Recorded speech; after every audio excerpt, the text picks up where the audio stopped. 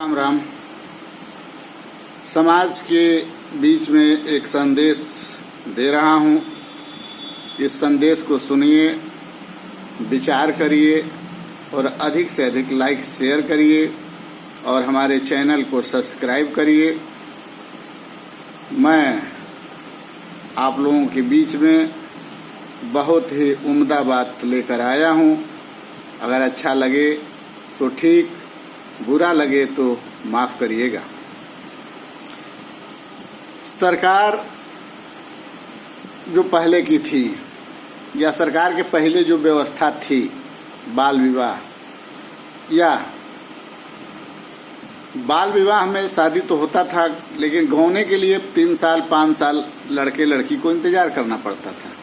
लेकिन दोनों में एक लगाव था, एक दूसरे के लिए खिंचाव था और उसी के याद में उनका समय बीत जाता था। सरकार धीरे धीरे 16 साल और 18 साल, लड़की का उम्र 16 साल, लड़के का उम्र 18 साल किया। 16 साल 18 साल में शादी करने का जब उम्र हुआ तो धीरे धीरे लड़के दूसरे तरफ और लड़कियां दूसरे तरफ भागने लगे। नतीजतन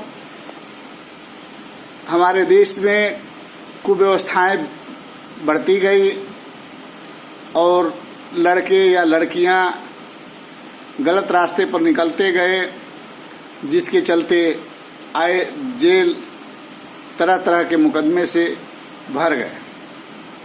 सरकारें बदली, अब व्यवस्थाएं लड़की का उम्र 18 साल और लड़के का उम्र 21 साल शादी का कर दिया गया। लड़की का उम्र 21 साल और लड़के का उम्र 25 साल कर दिया गया।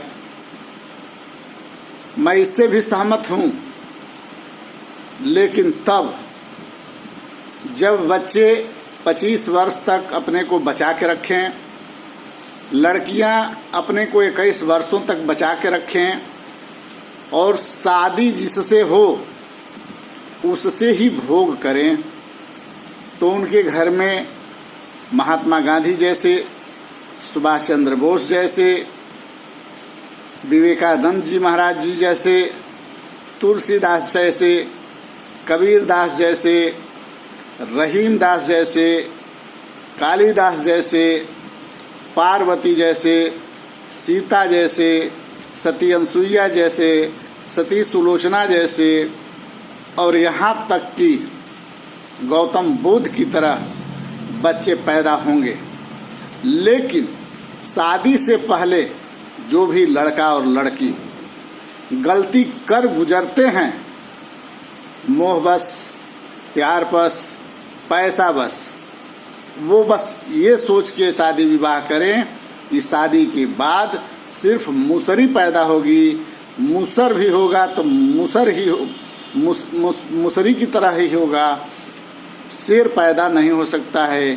जब होगा गीदड़ ही पैदा होगा, और जब गीदड़ पैदा होगा तो समाज में बंटवारा खत्म हो जाएगा, क्योंकि स्वर्ण हो चाहे बैकवर्ड हो चाहे दलित हो, सबके घर में मूसर और मुसरी ही पैदा होंगे, इससे ज़्यादा कुछ नहीं।